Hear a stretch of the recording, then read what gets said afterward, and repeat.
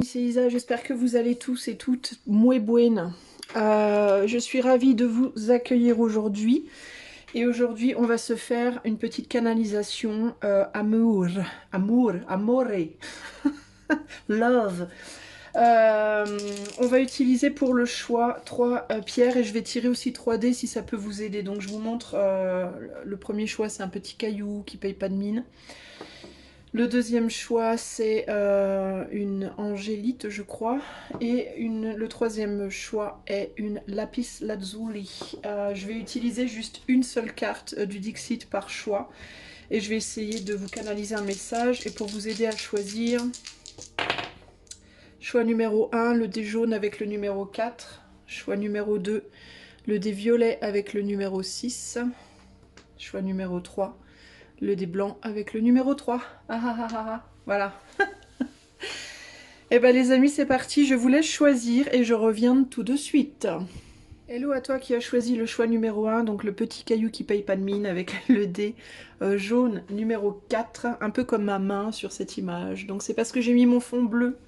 Quand je mets le fond bleu, ça fait toujours un peu jaune, mais on s'en fout, hein, on va dire, on s'en fout parce que c'est pas le but, on s'en fout. Bon, alors on est là pour canaliser, on n'est pas là pour critiquer le fond. Alors... pour le choix numéro 1, je vais tirer une carte du Dixit pour vous parler de votre vie amoureuse. Je veux savoir ce qu'on veut me dire, choix numéro 1 pour vous, par rapport à votre vie amoureuse. Et nous avons cette carte-là. Ok. Voilà la carte. Alors ce que je vais faire, c'est que je vais la poser genre par là. Je vais prendre le petit caillou dans ma main. Je vais garder que le dé en face. Je vais essayer de vous faire un zoom. Un zoom. Bon, un zoom pas bien cadré, comme ça, voilà. Ouais, mais là, ça fait trop. Alors, attendez, hop là, voilà. On va se mettre comme ça, c'est pour que vous puissiez voir la carte, ok. Je suis pas douée, hein, comme vous pouvez le voir en cadrage. La vidéo n'est pas mon fort, n'est-ce pas? Voilà. Voilà, là, vous avez votre petite carte. Alors, choix numéro 1, qu'est-ce qu'on veut me dire par rapport à votre vie amoureuse?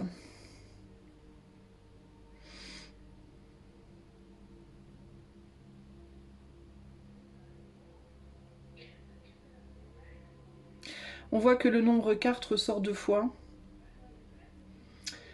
On voit qu'il y a 4 chaises aussi sur la carte qui ne sont pas occupées et une cinquième qui est occupée. Ça peut me parler de perte. Il y a cette idée que peut-être vous avez peut-être eu 3 ou 4 relations avant qui n'ont pas fonctionné. Ça peut être le fait d'avoir... Alors ce qui me vient, je vous dis ce qui me vient les amis. Il y a un sentiment d'exclusion qui me vient. Là, je parlais de vos relations amoureuses passées, mais on m'emmène dans votre enfance et on m'emmène sur peut-être un sentiment d'exclusion au sein de votre famille. Choix numéro 1. Peut-être l'impression d'avoir été différent des autres, d'avoir eu des goûts différents, des envies différentes, un caractère différent, une vision des choses différentes qui fait que vous n'avez peut-être pas été... intégré, alors il y a 2 choses qui me viennent. La première, c'est vous n'avez peut-être pas été intégré à votre famille sur le plan sentimental. Vous avez peut-être été mis sur un piédestal au contraire par rapport à d'autres capacités que vous aviez. Ici, on a une petite fille qui joue du violon, mais c'était pas nécessairement en lien avec la musique.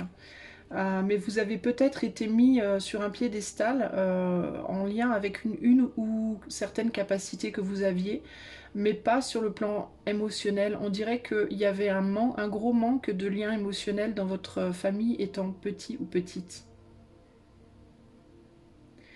Il y a l'idée aussi du cercle fermé, j'entends. De gens dans votre famille peut-être qui ont été déconnectés les uns des autres, qui n'étaient pas vraiment connectés émotionnellement les uns aux autres, mais qui étaient néanmoins dans un cercle assez fermé. Donc il y a comme une espèce de paradoxe entre le clan et en même temps le manque de lien émotionnel. Il y a une attente de la performance, il y a une attente, vous venez peut-être d'une famille où il fallait performer. Désolée, j'ai la sonnette, je reviens. Pardonnez-moi, j'ai la porte qui a sonné, donc j'ai dû aller ouvrir. Alors, bon, attendez, je me repose un petit peu. Donc je vous parlais de cette enfance. Vous, on parle de votre enfance, surtout, hein. Avec cette carte-là, on parle vraiment de votre enfance. Et c'est vraiment ça qui me vient. On aurait pu penser avec la petite fille que peut-être on parlait d'un enfant dans votre famille, dans votre vie amoureuse, mais moi je vois plus là votre enfance à vous. Et l'idée de ce besoin de vous voir performer, ou l'idée de la performance qui peut-être pour moi était forte dans votre famille. Choix numéro 1, il y a pu avoir cette idée de il faut absolument s'élever, voilà, s'élever d'une pauvreté, s'élever d'un statut social bas, s'élever de, voilà. Alors, ou bien on vous a poussé à le faire de manière directe, c'est-à-dire en vous le disant verbalement, il faut absolument que tu ailles vers le succès, que tu sois, hein, que tu deviennes, ou alors ça a pu être, comment dire, pas verbalisé, mais infusé en vous par des moyens détournés peut-être, peut-être en vous comparant à d'autres enfants, peut-être des parents qui vous comparaient beaucoup aux autres enfants. Oh, t'as vu cette petite fille-là ou ce petit garçon-là, t'as vu comme il est beau, t'as vu comme il est intelligent, t'as vu comme il joue bien, t'as vu que gna gna gna gna. Tu pourrais faire mieux peut-être. Voilà, il y a pu avoir le côté, on le dit directement, on attend de toi que tu deviennes. Et il y a pu avoir aussi... il y a pu même avoir une ambiguïté en mode on t'aime comme tu es et en même temps mais en même temps t'as vu cet enfant là, t'as vu, bon, il y a pu avoir des messages comme ça qui ont été diffusés en vous, qui ont été infusés en vous et qui vous ont peut-être pensé à croire que si vous n'étiez pas la plus belle, le plus intelligent, bref, bah que vous aviez peut-être pas la même valeur, que vous aviez peut-être pas de valeur, hein, ou peu, ou moins. Ou qu'on vous aimerait plus si, voyez.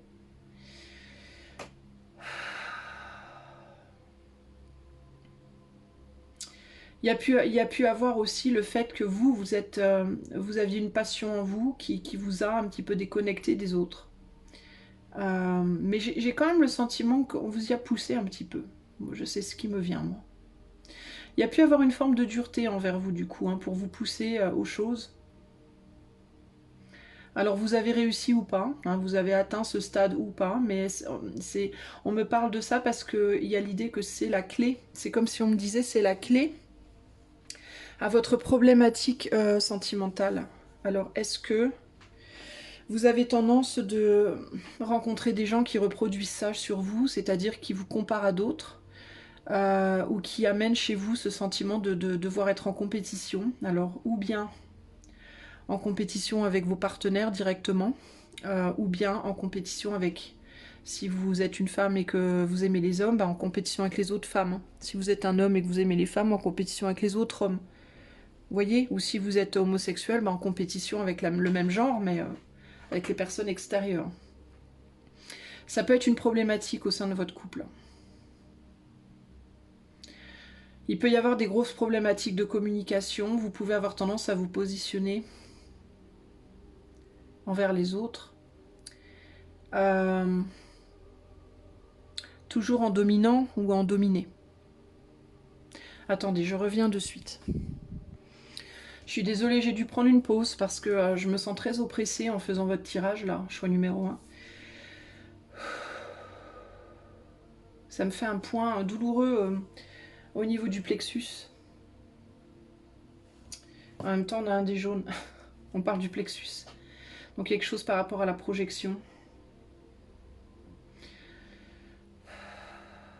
Ça m'oppresse et ça me fait un point et du coup j'ai du mal à respirer. Donc il peut y avoir vraiment quelque chose par rapport à ça, ce sentiment de devoir être en compétition avec les autres ou que les autres sont en compétition avec vous. Il peut y avoir aussi des problématiques, encore une fois, de dominant-dominé au sein de vos relations affectives qui posent problème. Vous avez du mal peut-être à vous mettre d'égal à égal avec les autres. La raison pour laquelle on me parle de ça, c'est parce qu'en effet, c'est la clé à la construction d'une relation stable. Ici, il peut y avoir des difficultés en réalité vraiment d'engagement, véritablement d'engagement. Alors, ou bien vous avez du mal à vous engager dans les relations amoureuses stables, long terme, ou alors vous vous engagez mais ça dure pas longtemps, vous ressortez vite des engagements parce que vous trouvez pas votre confort. Et vous trouvez pas votre confort parce qu'ou bien vous avez tendance à dominer la relation ou au contraire à vous faire dominer, ce qui au final provoque des ruptures, ou bien parce que vous n'en pouvez plus d'être écrasé, ou alors parce que vous ne supportez, les autres ne supportent pas votre domination, votre tyrannie entre guillemets, qui peut être plus ou moins forte. Il peut y avoir aussi, quand vous êtes en relation, une difficulté avec l'étouffement, parce que c'est un peu le sentiment que j'ai quand je vous parle là. J'ai du mal à respirer, j'ai le sentiment qu'on m'étouffe, qu'on m'appuie sur le plexus et qu'on m'étouffe. Il peut y avoir un sentiment dans vos liens d'être étouffé, de ne pas pouvoir respirer, de plus pouvoir respirer, ce qui vous pousse à une forme de révolte au bout d'un moment. Ou au contraire, vous pouvez être l'étouffeur ou l'étouffeuse qui pousse les autres à la révolte. Il peut y avoir aussi ici des enjeux de manipulation. Je te pousse à la révolte et une fois que tu te révoltes, je te blâme de te révolter. Ou au contraire, vous êtes poussé à la révolte et une fois que vous vous révoltez, on vous blâme de vous révolter.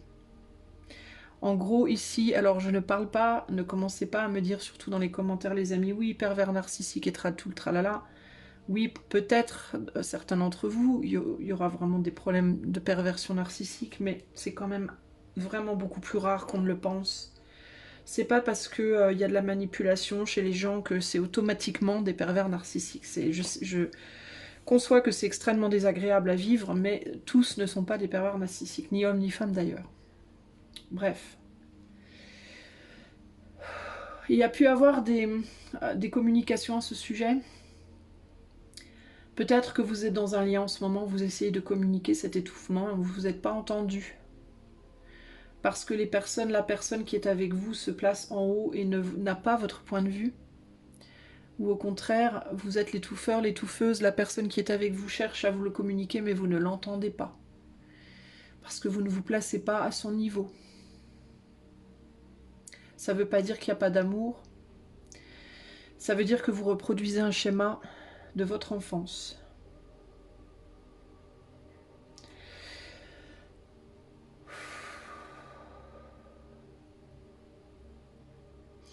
Ici, il peut y avoir des gens qui se racontent des histoires, qui aiment se dire qu'ils sont parfaits, qui aiment se dire qu'ils sont au-dessus de la mêlée alors que ce n'est pas le cas. Il y en a d'autres qui se racontent qu'ils sont en dessous alors que ce n'est pas le cas. Il y en a qui alternent entre les deux, qui à certains moments vont se mettre au-dessus, qui à d'autres moments vont se mettre en dessous, mais qui ont beaucoup de mal avec le fait d'être d'égal à égal. Le concept d'égalité ici pour vous, choix numéro 1, que vous soyez en dessus ou au-dessous, est extrêmement difficile pour vous.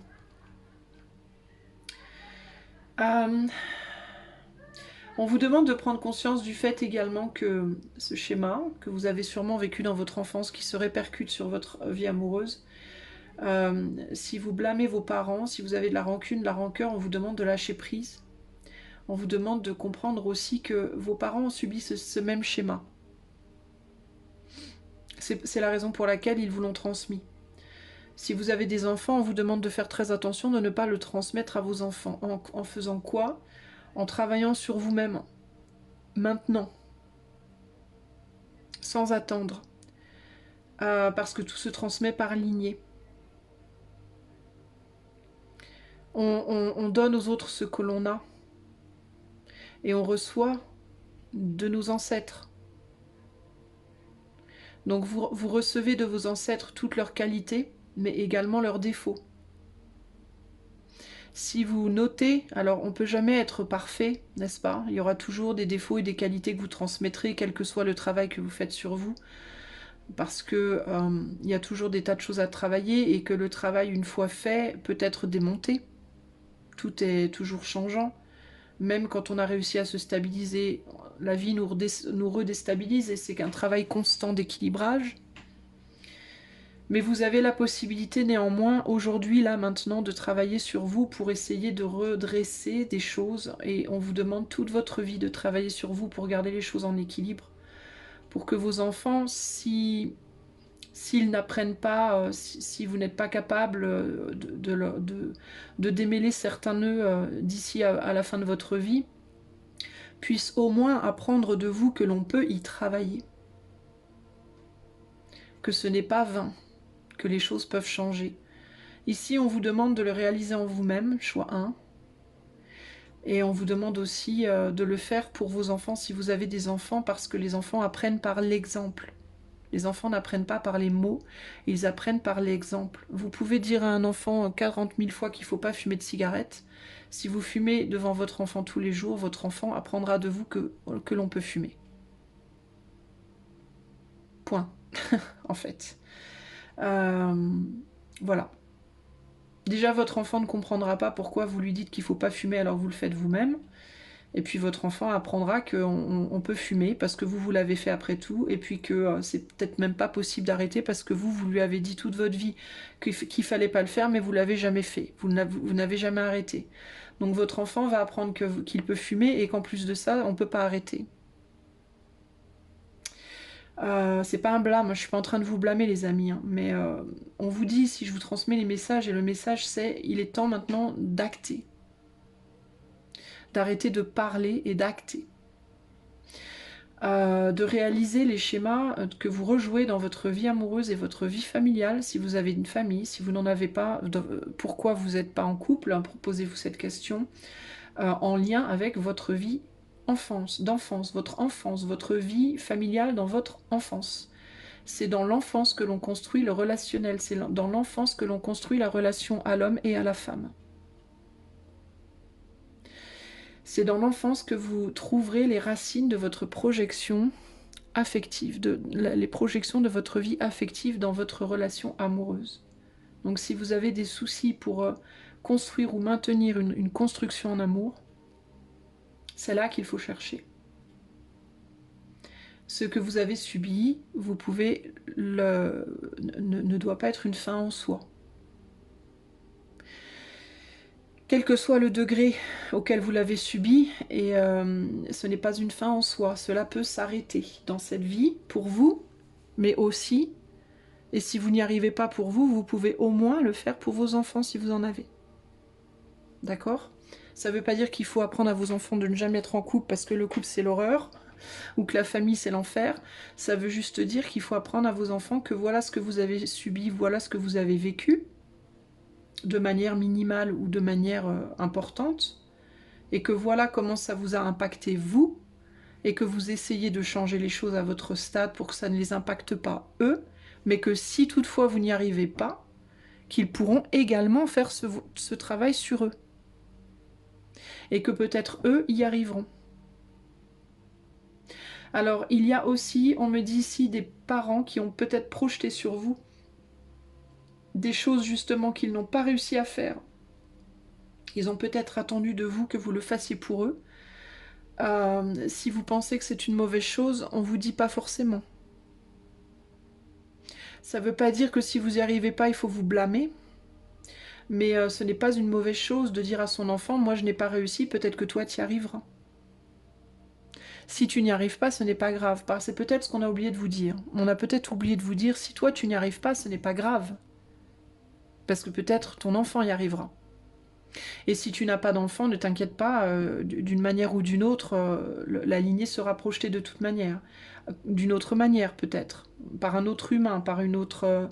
par quelqu'un d'autre de ta famille d'âme. Mais le travail se fera. Si ce n'est pas par toi, ça sera par quelqu'un d'autre. Mais... pour ton bien à toi, c'est bien que tu y travailles, même si tu n'atteins pas les sommets que l'on aurait attendus de toi, c'est pas grave.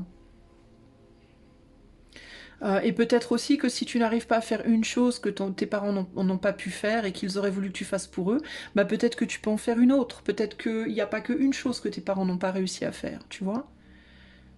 Peut-être qu'il y a quelque chose dans leur comportement que toi tu pourrais réussir. Peut-être qu'il y a quelque chose, un métier. Peut-être qu'il y a réaliser une famille. Peut-être qu'il y a, tu vois, ça peut être plein de choses différentes. Mais en tout cas, il y a l'idée de ne pas se blâmer aussi pour de ne pas avoir réussi quelque chose.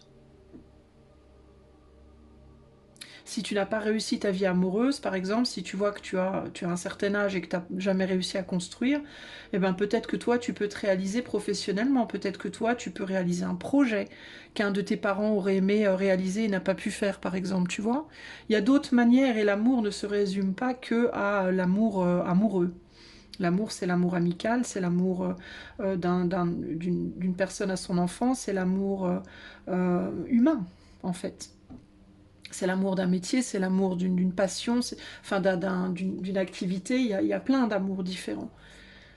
Et on t'a peut-être appris que, parce que c'était comme ça a toujours été comme ça jusqu'ici, mais Dieu sait que les temps changent.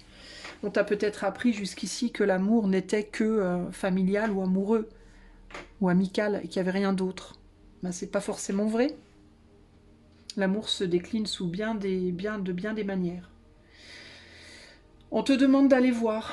Il y a aussi ici l'idée de reprendre peut-être un... Alors si tu es célibataire, on me dit. Reprendre une passion que tu as laissée tomber pourrait t'aider à rencontrer quelqu'un. Ou commencer une passion que tu as toujours voulu faire et que tu n'as jamais osé faire pourrait t'aider à rencontrer quelqu'un. Ici, on a l'exemple d'une petite fille qui joue du violon, mais ça peut être la peinture, ça peut être le cheval, ça peut être je sais pas quoi, un sport, n'importe quoi. S'il y a un sport que tu as toujours voulu faire, ou tu as toujours voulu chanter, ou tu as toujours voulu danser, ou tu as toujours voulu planter des haricots, moi je ne sais pas, que sais-je, tu vois. Et t'as jamais osé le faire, ou alors tu l'avais fait, puis tu as laissé tomber, mais ça te manque, c'est quelque chose... Il y a vraiment l'idée de la passion ici, quelque chose qui te plaît énormément, au-dessus du reste. Peut-être depuis que tu es petit ou petite, et que tu es célibataire aujourd'hui, plutôt que d'aller sur Tinder ou je sais pas quoi, là, ce serait peut-être pas mal d'essayer de commencer cette passion, de te lancer, même si tu as 70 ans, c'est pas grave. Hein. Le but ici, c'est pas de devenir célèbre hein, ou de devenir le maître ou la maîtresse des échecs hein, ou de je sais pas quoi. Le but, c'est de te faire plaisir, purement. C'est de faire quelque chose que tu aimes faire. Quelque chose qui t'élève vibratoirement, même si ça ne t'élève pas socialement. Ça, on n'en a rien à cirer. En tout cas, c'est ce que je reçois hein, comme message ici.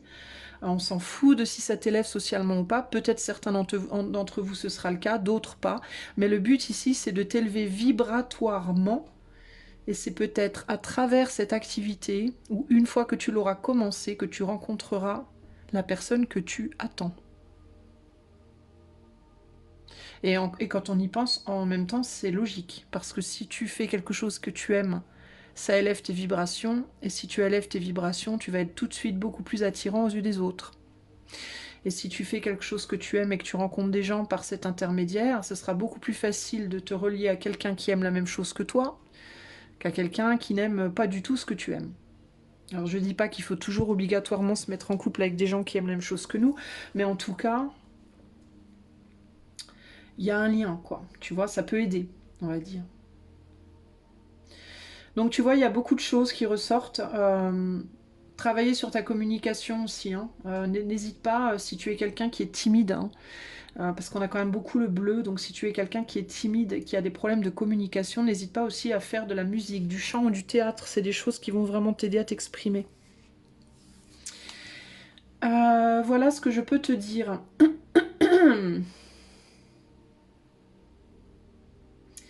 On me dit une dernière chose avant que j'arrête après, mais on me dit aussi si tu crois que les autres sont des traîtres, si tu as cru dans tes relations passées que les autres étaient des traîtres, on te dit peut-être que la traîtrise n'est pas forcément dans les autres.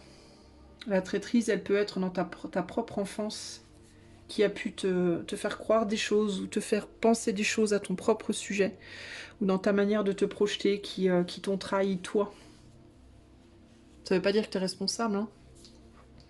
Mais tu as pu te trahir sans t'en rendre compte du fait de ton éducation.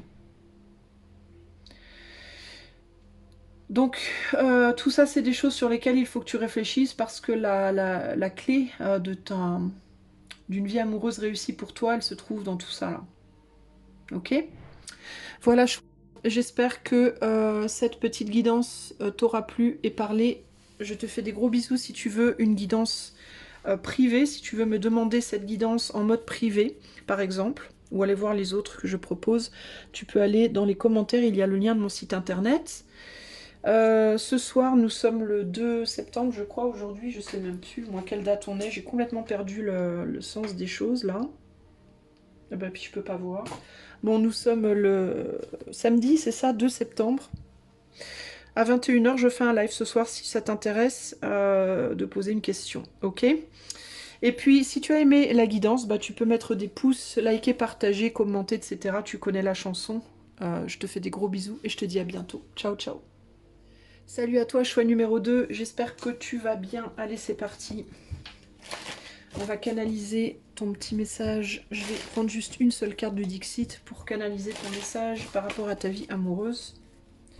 Choix numéro 2. Qu'est-ce que je peux dire au choix numéro 2 par rapport à leur vie amoureuse? Intéressant. Pas. Une mâle.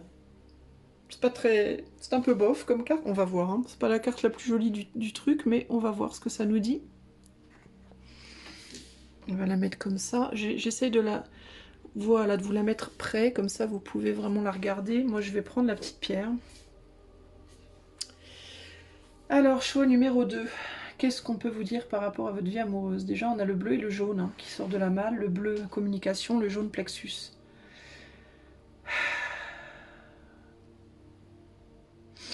Est-ce qu'il y a des choses qui ont besoin de sortir de vous? C'est la première chose que je vais vous dire.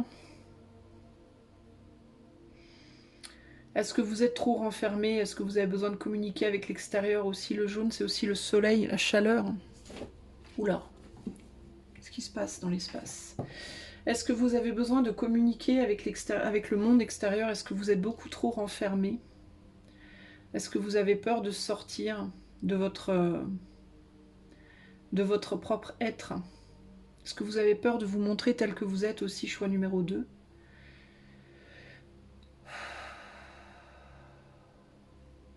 J'entends que vous attendez d'être découvert aussi, vous.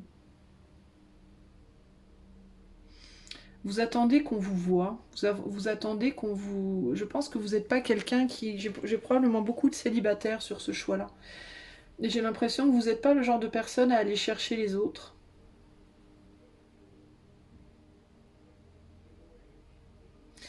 Je pense aussi que vous avez un côté foufou, un côté un peu excentrique que vous n'osez pas montrer.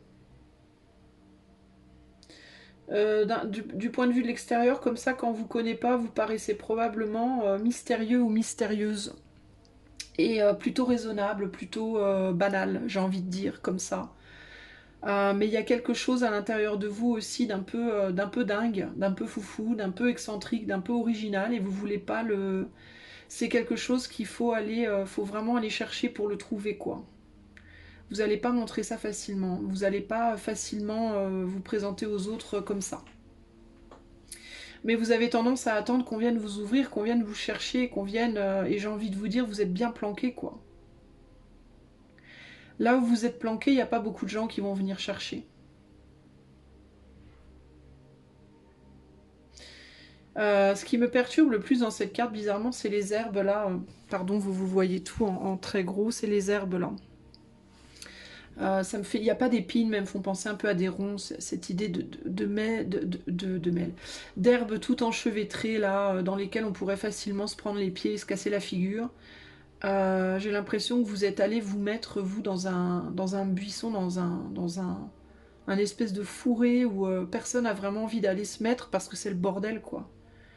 Vous savez, quand on veut aller chercher des fleurs ou des champignons ou je sais quoi, des jonquilles, des je sais pas quoi, du muguet ou quoi, et qu'on voit un gros buisson plein d'herbes comme ça qui sont tout emmêlées, et des fois on voit des trucs dedans et on se dit ah c'est trop beau et on veut pas y aller parce qu'on se dit ouais mais alors pour aller là-dedans ça va être un bordel pas possible. Laisse tomber, on n'y va pas. On a beau être grave attiré par ce qu'on voit, il y a un truc justement, ça peut être une jolie pierre, une belle fleur, quelque chose, mais on veut pas y aller parce que c'est trop le bordel. On se dit ah non, je vais m'en mêler les pieds, je vais me déchirer mes vêtements, ça va pas le faire. Et donc on n'y va pas. Et vous êtes un peu, c'est là que vous êtes allé vous mettre en fait, vous un peu. Vous êtes allé vous mettre dans un espèce d'enchevêtrement comme ça, énergétique. Je sais pas, vous êtes entouré d'un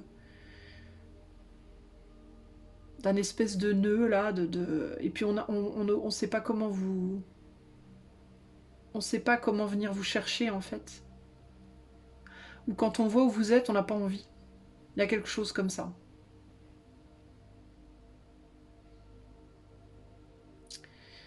Qu'est-ce qu'il y a d'autre pour le choix numéro 2? Donc vous, il y a quelque chose véritablement, ça. J'ai l'impression que ça concerne véritablement votre situation de vie. Alors ça peut être des gens autour de vous, hein. Ces herbes, ça peut être tout un tas de gens autour de vous qui font barrage. Ça peut être un lieu de vie où vous êtes isolé. Ça peut être des choses que vous faites peut-être beaucoup de choses. On a l'impression que vous n'êtes pas accessible en fait. Choix 2. Ou bien parce que vous êtes trop occupé, ou bien parce que vous êtes trop isolé, ou bien parce qu'il y a trop de monde autour de vous, ou bien parce que voilà, je ne sais pas, mais il y a un côté comme ça.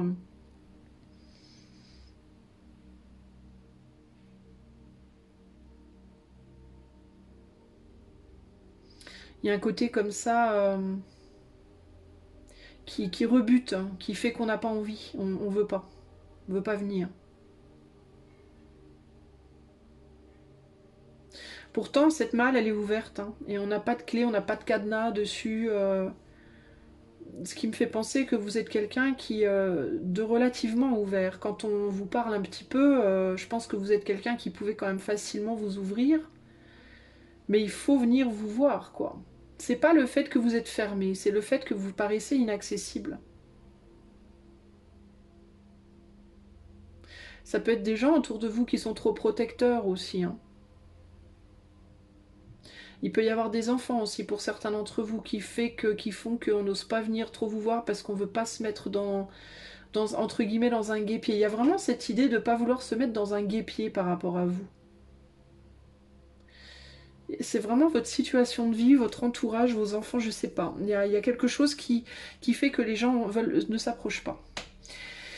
Euh, et vous n'allez pas vous sortir de la malle pour aller les chercher. Parce que finalement, dans votre malle, vous y êtes bien. Parce que dès qu'on vous embête, vous pouvez vous remettre dedans et vous protéger. Est-ce qu'il y a d'autres choses? Il me vient pas grand-chose pour vous, les amis, hein. C'est principalement ça qui me vient.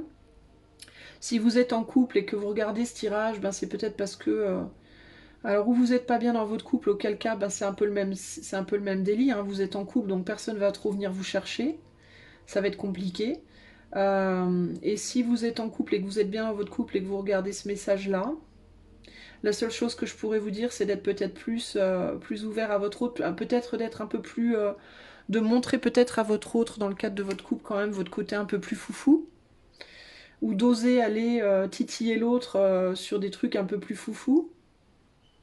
Si vous êtes un peu trop plan-plan dans le couple, peut-être rajouter un grain de folie, ou ne pas hésiter à montrer à l'autre votre grain de folie. Mais au-delà de ça, si vous êtes célibataire et que vous cherchez l'amour,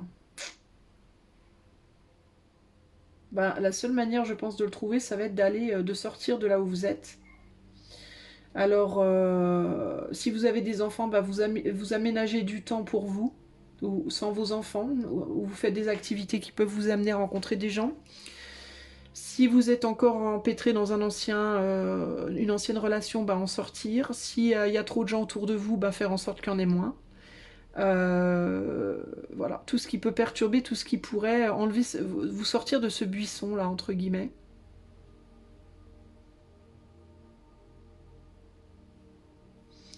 Et puis la malle, c'est lourd aussi, hein. Il peut y avoir un côté lourd. Est-ce qu'il y a quelque chose de lourd chez vous? Des responsabilités. Oups là, bah tiens, et juste quand je dis ça, la pierre me tombe des mains. Des responsabilités qui sont trop pesantes. Trop de responsabilités. Le corps peut-être. Parce que là, on a l'énergie qui est dans la malle, donc la malle peut représenter votre corps. Peut-être que votre corps est trop lourd, donc peut-être qu'il vous faut sortir d'une lourdeur physique. Ça ne veut pas nécessairement dire le surpoids, hein. Ça peut être une lourdeur énergétique, hein. Une difficulté à bouger, une baisse d'énergie. Donc faire des choses peut-être qui vous revigorent, qui vous réénergisent.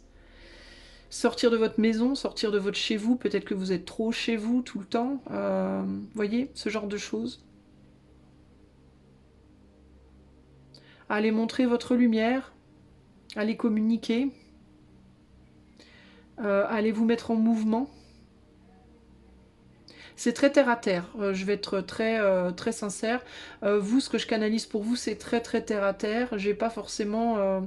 j'ai un grand besoin d'être touchée aussi, d'être de tendresse pour vous les amis. Mais encore une fois, vous êtes dans votre coquille, donc c'est compliqué. Mais c'est très terre à terre pour vous, votre tirage. C'est vous, il n'y a pas de blocage autre véritablement que le blocage, on va dire, pratique. Situation de vie et praticité. Avec l'angélite et avec le violet, il y a beaucoup aussi de spiritualité. Alors, mais elle ressort pas trop dans la carte. Alors, est-ce que c'est votre spiritualité peut-être aussi qui fait que vous êtes difficilement approchable? Peut-être que vous avez une aura particulière, une aura qui impressionne un peu et on n'ose pas trop s'aventurer. Une énergie ou une aura qui est bloquante.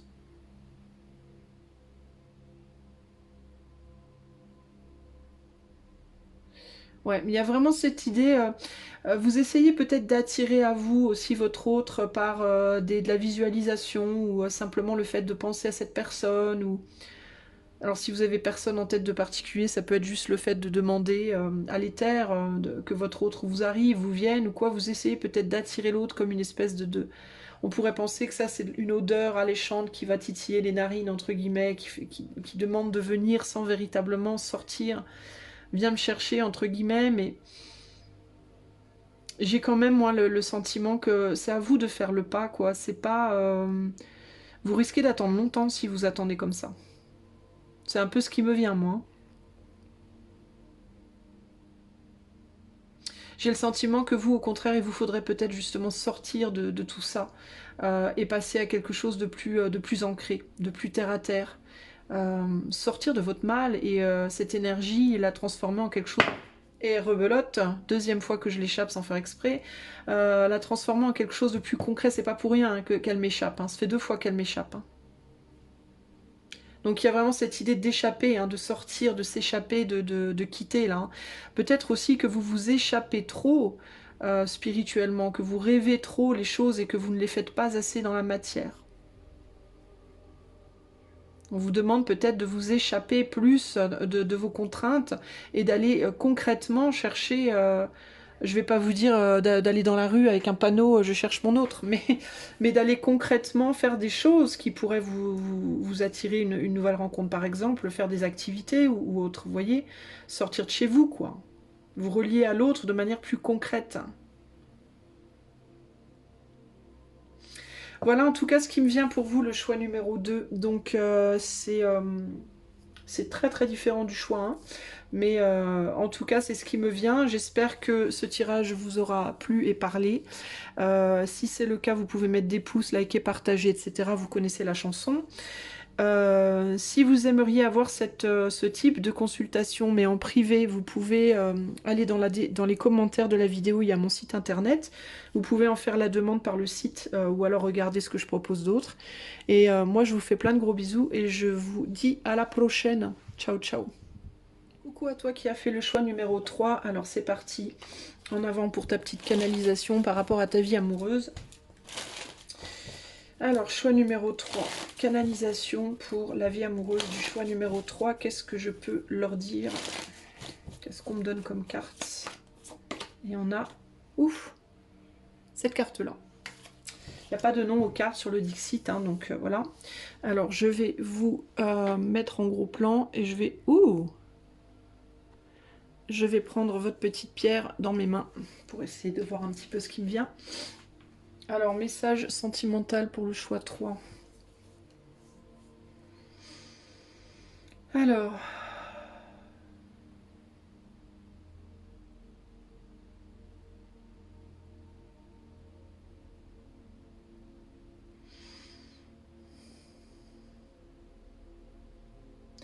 J'essaie de voir ce qui me vient.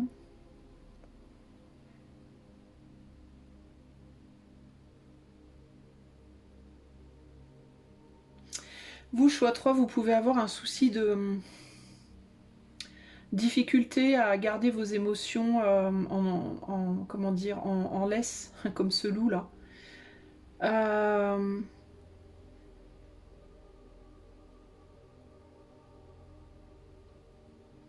Est-ce que vous avez du mal avec les émotions? Est-ce que vous êtes quelqu'un qui avait du mal avec la contenance de vos émotions? Vous êtes euh, trop émotif, comment dire, trop dans l'extravagance, peut-être en ce qui concerne vos émotions, en mode vous êtes trop démonstratif, en positif ou en négatif. Vous pouvez avoir du mal à contenir vos émotions, et ça peut poser problème dans vos relations. Ça peut être la cause de votre célibat si vous êtes seul, ça peut être la cause de problèmes relationnels au sein de votre couple si vous êtes en couple.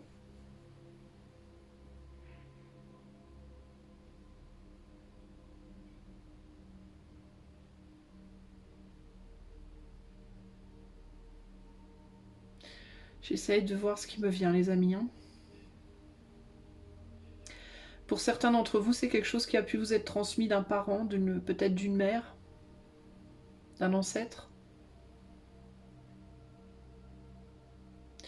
Alors pour certains d'entre vous, vous pouvez être cette personne qui a du mal à contenir. Pour d'autres, ça peut être la personne avec qui vous êtes également. J'ai un sentiment, donc là je regarde la carte, mais globalement j'ai un sentiment de devoir marcher toujours sur des œufs.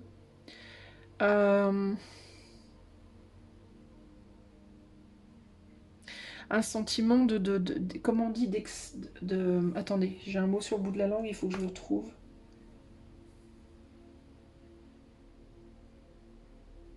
C'est en anglais. Expectation. Expectation, c'est des attentes, des a priori. Comme si vous étiez toujours, pas à l'affût, mais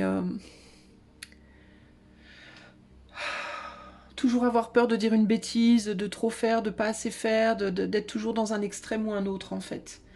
Ou de toujours devoir marcher sur des œufs par rapport à quelqu'un qui est autour de vous, votre autre, si vous êtes en couple. Ou ça peut être une difficulté à se mettre en couple parce qu'il peut y avoir quelqu'un dans votre famille aussi qui vous surveille ou qui vous empêche. Ça peut être un ex ou une ex aussi. Mais il y a cette idée de devoir toujours marcher sur des œufs, ou par rapport aux émotions des autres ou par rapport aux vôtres.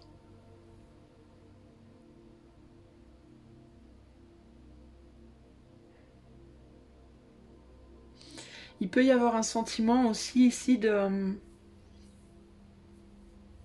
ne rien avoir à donner aux autres, d'avoir le sentiment de ne rien avoir à apporter aux autres, que c'est jamais suffisant, que c'est ou trop ou pas assez. Du mal à réguler les choses.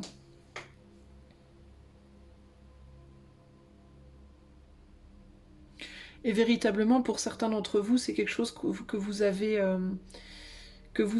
récupéré de vos ancêtres, hein, peut-être de votre mère. On a une petite fille avec sa grand-mère ici, ça peut être une grand-mère ou une mère, qui était comme ça avec vous et qui vous a un peu... Alors c'est peut-être quelqu'un qui vous a appris justement à trop vous... Alors, ou bien quelqu'un qui vous a toujours appris à exprimer tout ce que vous ressentiez, sans aucune... comment on dit en mode tu dois être absolument libre, tu dois tout dire, tout montrer, tout voilà, n'avoir aucun tabou, ou au contraire c'est l'opposé. C'est-à-dire il faut rien dire, il faut rien montrer, il faut tout garder. Et c'est peut-être une éducation qu'on vous a donnée et du coup vous avez du mal dans vos relationnels, dans votre couple, dans votre relationnel, vous avez du mal avec ça. Et vous pouvez avoir l'impression d'avoir énormément à donner mais de ne pas savoir le faire, parce que ou ça sort trop d'un seul coup, ou alors pas du tout, ou alors au contraire de ne rien avoir à donner. De ne pas avoir, d'être... certains d'entre vous, vous pouvez avoir l'impression que vous n'avez pas de passion, que vous n'avez pas de... que vous êtes froid à l'intérieur, d'autres vous avez l'impression que vous êtes bouillant à l'intérieur. Vous voyez, il y a cette idée de tout l'un ou tout l'autre. Parce qu'on vous a appris comme ça. Quand vous étiez petit ou petite, on vous a appris comme ça. Et du coup, vous ne savez pas mitiger, vous avez du mal à mitiger. Donc vous, il y a l'idée qu'il faut oser. Ce qui est intéressant ici, c'est qu'on me dit que si vous osiez... Alors, si vous êtes en couple, vous pouvez être dans un couple où il y en a un qui est trop passionné et l'autre qui est trop froid, par exemple, typiquement. Et il y a l'idée que celui ou celle hein, qui est trop, entre guillemets, froid, qui a du mal à montrer ses émotions, ses impulsions, sa spontanéité, a peur de le faire parce qu'il ou elle a peur d'être jugé, parce que, parce que c'est quelqu'un qui a été éduqué comme ça. Et on vous dit, si vous êtes cette personne-là, on vous dit la personne qui vous plaît, s'il y a quelqu'un qui vous plaît, ou alors votre autre, si vous êtes en couple, vous sera probablement, si vous montrez votre originalité, votre impulsivité, vos émotions, votre autre sera très très heureux, très heureuse de le voir, alors que vous pourriez avoir l'impression que cette personne ne l'acceptera pas. Vous seriez probablement très agréablement surprise ou surpris de la réaction de votre autre.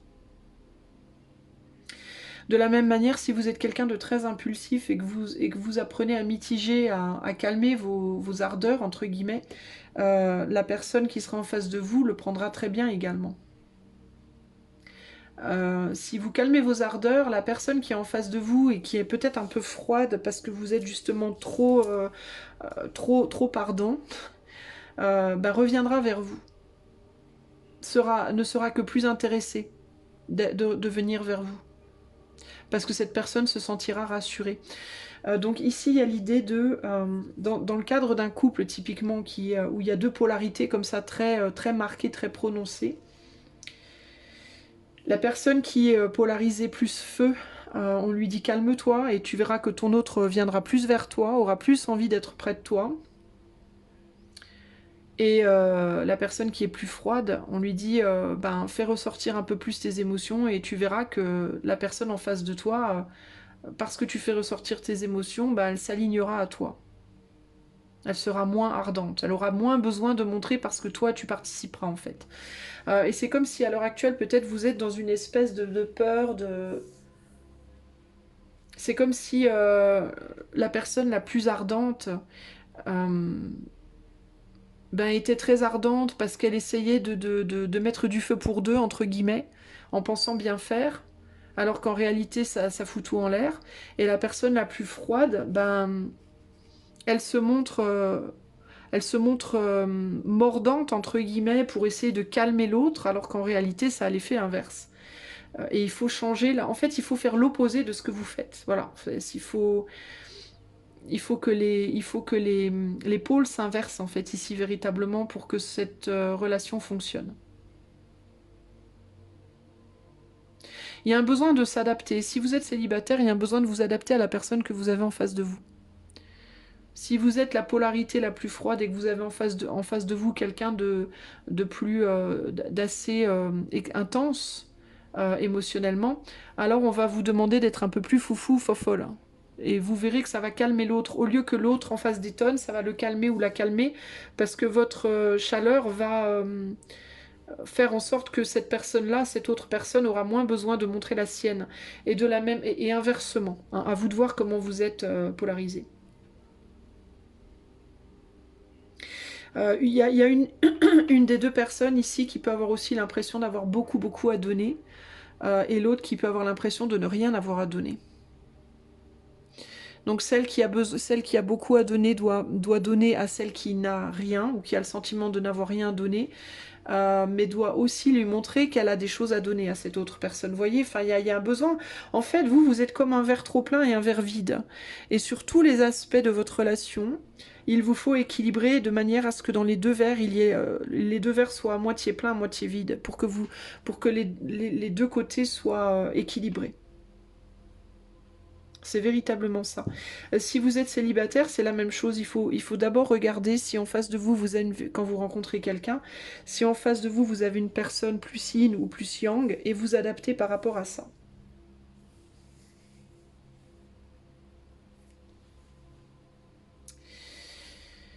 Euh, voilà ce qui me vient, les amis, pour vous. Est-ce qu'il y a autre chose pour le choix numéro 3? Ouais, on est sur le nombre 3, donc communication, créativité, besoin de communiquer et besoin de communiquer créativement, donc peut-être aussi d'imaginer des manières différentes de communiquer de la manière dont vous le faites habituellement. Il peut y avoir un côté aussi ici, ne pas hésiter à jouer, à être dans le jeu, à le faire par l'intermédiaire de jeux.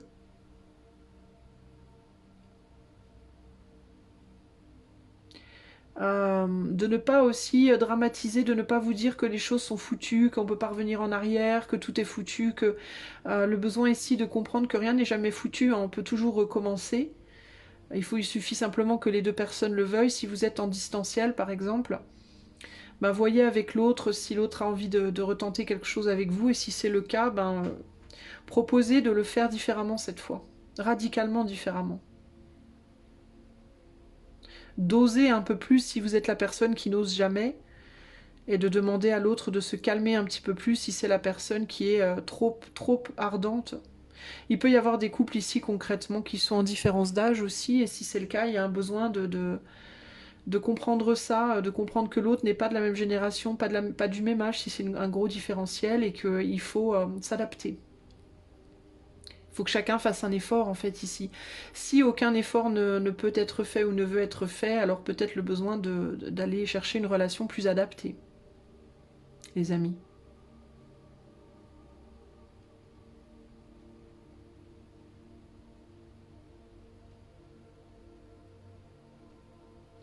Il y a des personnes aussi qui ont vu peut-être en l'autre un côté qu'elles n'avaient jamais vu avant, et qui peut poser problème. J'ai des personnes aussi ici qui ont été longtemps avec quelqu'un et ont vu un visage de cette personne pendant longtemps, et puis un jour ont vu un autre visage. Et ont l'impression que se sentent complètement déboussolés, se sentent complètement déstabilisés par ça. Ça rejoint un peu ce que je vous disais ici. Si vous pensez que plus d'efforts ne peuvent être faits, qu'il n'y a aucun effort qui peut être fait, ou alors que véritablement la personne, vous pensiez qu'elle était jaune, blanche ou noire, et qu'en réalité elle est grise, qu'elle n'est pas du tout comme vous le pensiez. À vous de voir si vous voulez continuer le chemin avec cette personne-là ou pas. Si véritablement... Parce que là, on a vraiment la différence entre la petite grand-mère et le loup, quoi. Le loup a mangé la grand-mère. Et là, c'est la grand-mère qui a mangé le loup. euh...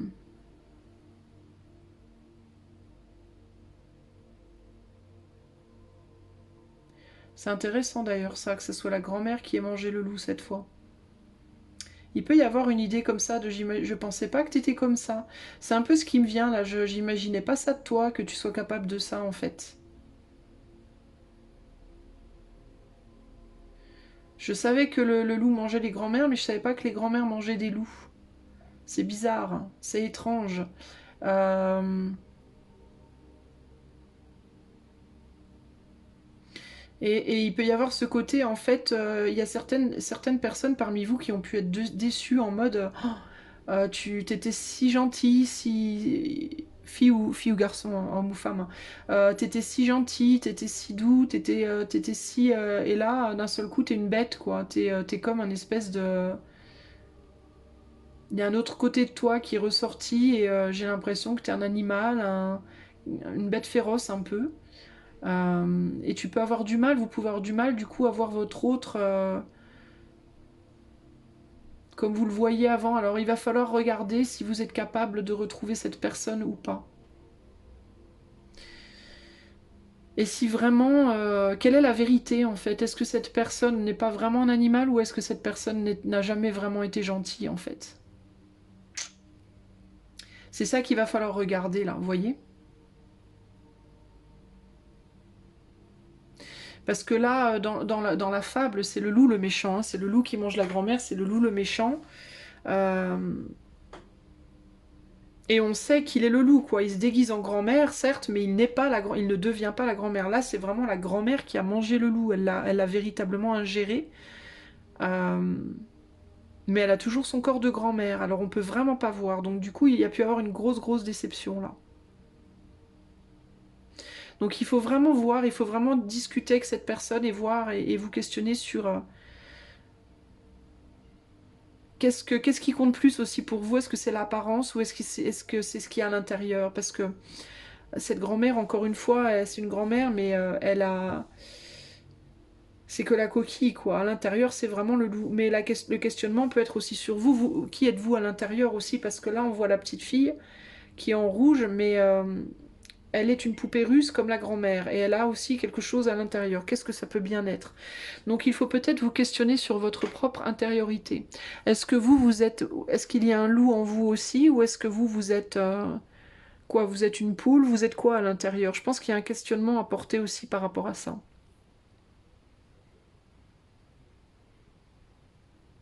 Parce qu'il peut y avoir une idée aussi de juger l'autre ici pour son côté malsain, entre guillemets. Mais qu'est-ce que vous avez, vous, à l'intérieur? C'est peut-être aussi la question que lui se pose, ce loup-là, et se demande aussi. Tu m'as vu, moi, maintenant, mais toi, qui es-tu, quoi? Il peut y avoir un côté comme ça, hein. Ou qui seras-tu peut-être quand tu auras vieilli? Est-ce qu'en vieillissant, tu vas être comme moi aussi? Ça peut aussi être ça, le vécu, la vie, voyez?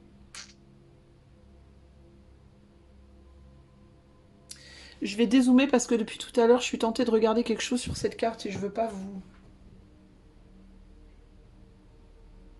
Non, il y a deux autres pots de confiture. C'est ça que je voulais regarder ce qu'il y avait dans le panier. Ouais, ok.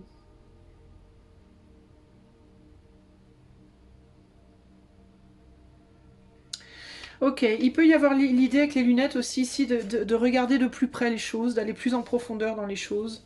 Peut-être de ne pas se fier aux apparences. Il y a vraiment cette idée concrètement ici de ne pas vous fier non plus aux apparences. Choix numéro 3. Euh, Au jeu d'ombre et de lumière.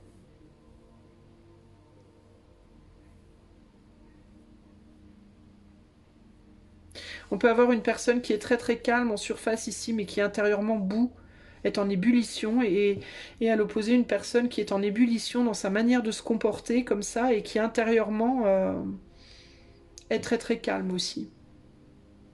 Il y a aussi l'idée ici de c'est pas forcément la personne qui se montre la plus agressive, qui va être la plus agressive intérieurement, et vice-versa.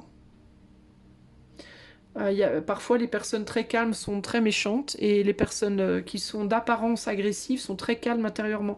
Donc il y a vraiment ici une idée avant de juger les autres, regardez-vous vous, véritablement, votre propre comportement, votre propre tempérament, ce que vous projetez versus comment vous vous sentez intérieurement, et avant de juger l'autre aussi peut-être. Parce qu'il y a beaucoup une idée de comparaison ici, hein, véritablement. De bien se souvenir que dans le yin-yang, il y a aussi un yin-yang. C'est-à-dire que dans le noir, il y a un point blanc, dans le blanc, il y a un point noir. Voilà, personne n'est tout blanc ou tout noir. Personne n'est véritablement tout bon, tout mauvais, hein. Et de ne pas se fier aux apparences. Voilà ce que je peux vous dire, choix numéro 3. J'espère que ce tirage vous aura plu, vous fera réfléchir. Enfin, c'est le point de réflexion en tout cas qu'on me donne par rapport à vous et votre vie amoureuse. Donc si on en parle autant, c'est que vraiment il y a quelque chose à voir là, à ce niveau-là. Je savais pas ce que j'allais canaliser. Les 3 messages étaient très différents, donc voilà. Et puis, si vous avez aimé, n'hésitez pas à mettre un pouce, un like, etc. etc. Vous connaissez la chanson. Si vous voulez cette guidance-là en privé ou une autre guidance, vous pouvez aller sur mon site internet qui est dans les commentaires. Et moi, en attendant de vous revoir, je vous fais des gros bisous. Et je vous dis à bientôt. Ciao, ciao.